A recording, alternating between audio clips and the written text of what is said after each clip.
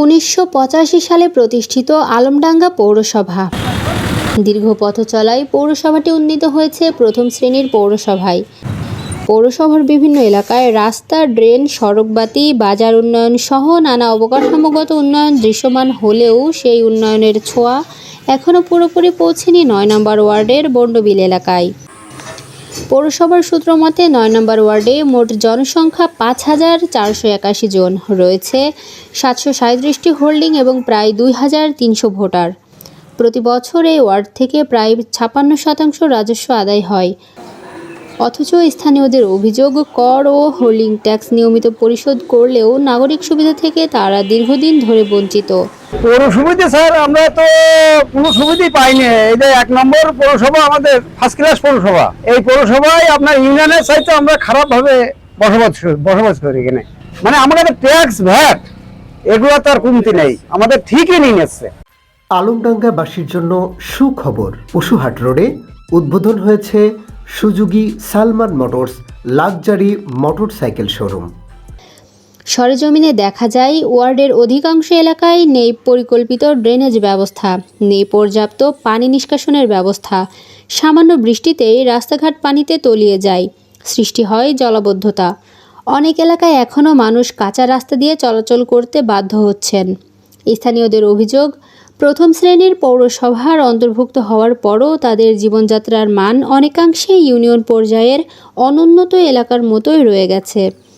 ওয়ার্ডের ভেতরের প্রধান চলাচল সড়কটিও বিভিন্ন স্থানে ভাঙাচোরা অবস্থায় রয়েছে। দীর্ঘদিন ধরে সংস্কারের কার্যকর উদ্যোগ দেখা যায়নি।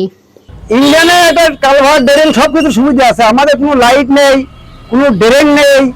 পৌরসভায় একটা সাইডে একটা ডাল রাস্তায় কোনো পথ নেই, সেটা একজনের বাসায় ঢুকবো সেরকম কোনো ব্যবস্থা নেই। যে আমাদের বাড়ি জাতীয়ালি দেখা যাচ্ছে হয়তো মেন রাস্তার সাইডে বাড়ি প্রতি জাতি হয়। ওই মেন রাস্তা কিছু কিছু জায়গার থেকে আমি যাবো সোজা আমার জাতি হয় আর একজনের বাড়ির পর দিয়ে। আমাদের খুবই অসুবিধে, এই পৌরসভা হই আমরা ক্ষতিকার। এলাকার বাসিন্দারা জানান, সড়কবাতির অবস্থাও অত্যন্ত হতাশাজনক। কিছু স্থানে খুঁটি ও বাতি স্থাপন করা হলেও অনেকগুলোতে এখনও বিদ্যুৎ সংযোগ বা আলোর ব্যবস্থা চালু হয়নি।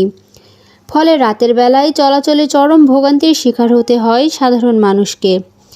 স্থানীয় প্রবীণদের ভাষায়, পৌরসভা হওয়ার পর থেকে অনেক নির্বাচন দেখেছি, প্রতিবার উন্নয়নের প্রতিশ্রুতি শুনেছি, কিন্তু বাস্তবে বন্ডবিলে বড় ধরনের উন্নয়ন চোখে পড়েনি। তরুণদের অভিযোগ আরও স্পষ্ট।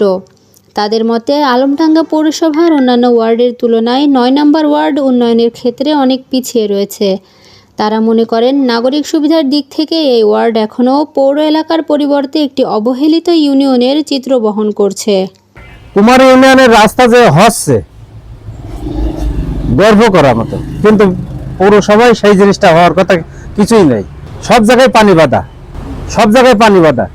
ওই রাস্তায় এলো যে কাদা, যে পরিমাণ কাদা, ওই যে মোহনগড় ওই সাইডটা, মিল্টনগড় ওই সাইডটা যে কাদা, এই কাদা আর কারোরই দেখা যায় না। ইউনিয়নে নেই, তোমাদের পাড়ায়। মানে আমাদের ট্যাক্স ভ্যাট এগুলো তো আর কমতি নেই, আমাদের ঠিকই নিয়ে নিচ্ছে। কোনো চেয়ারম্যান আসুক, ও চেয়ারম্যান ও রাজনীতিবিদই আসুক, খালি আশাই দেয়। কোনো লোক আমাদের আশা ফয়দা করার মতন লোক আমরা পাইনি। কোনো লোক সহযোগিতা এই জিনিসটা আমি যে করলাম এরকম কোনো করার লোক নেই। আশা দেওয়া লোক আছে, বিভিন্ন মানে পরিস্থিতি দেখাচ্ছে আমি এটা করবো সেটা করবো, আইসি কোনো কাজই করে না। একাধিক বাসিন্দা ক্ষোভ প্রকাশ করে বলেন, আমরা যদি ইউনিয়নের অধীনে থাকতাম তাহলে কর কম দিতে হতো, কিন্তু প্রথম শ্রেণীর পৌরসভার নাগরিক হয়েও আমরা পৌরসভার সুযোগ সুবিধা পাচ্ছি না। স্থানীয়দের দাবি, এলাকায় জরুরি ভিত্তিতে আধুনিক ড্রেনেজ ব্যবস্থা, পানি নিষ্কাশনের জন্য কালভার্ট ও ব্রিজ নির্মাণ, ভাঙাচোরা সড়ক সংস্কার, নতুন রাস্তা নির্মাণ এবং কার্যকর সড়কবাতির ব্যবস্থা করা প্রয়োজন। 2004 সালে আলমডাঙ্গা পৌরসভা প্রথম শ্রেণীর পৌরসভায় উন্নীত হওয়ার পর 2 শতকের বেশি সময় পার হয়ে গেলেও বন্ডবিল এলাকার মানুষের প্রত্যাশিত নাগরিক উন্নয়ন বাস্তবায়িত হয়নি বলে অভিযোগ রয়েছে। ফলে এলাকাবাসীর মধ্যে ক্ষোভ ও হতাশা ক্রমেই বাড়ছে।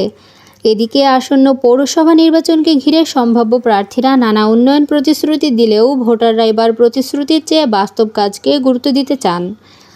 তাদের মতে রাস্তা, ড্রেনেজ, সড়কবাতি, নিরাপদ পানি ও পরিচ্ছন্নতা নিশ্চিত করাই হবে আগামী নির্বাচনের প্রধান ইস্যু। প্রথম শ্রেণীর পৌরসভার পরিচয় পাওয়ার বহু বছর পরও ৯ নম্বর ওয়ার্ডের হাজারো মানুষের মনে আজও একই প্রশ্ন ঘুরপাক খাচ্ছে। আমরা কর দিচ্ছি পৌরসভাকে, কিন্তু পৌরসভার নাগরিক সুবিধা কি সমানভাবে পাচ্ছি? এই প্রশ্নের উত্তর খুঁজছে বন্ডবিলের ২৫০০ ভোটার এবং ৫,০০০ বেশি সাধারণ নাগরিক। আমি আনিশা মিম, নিউজ ডেস্ক, SF টিভি।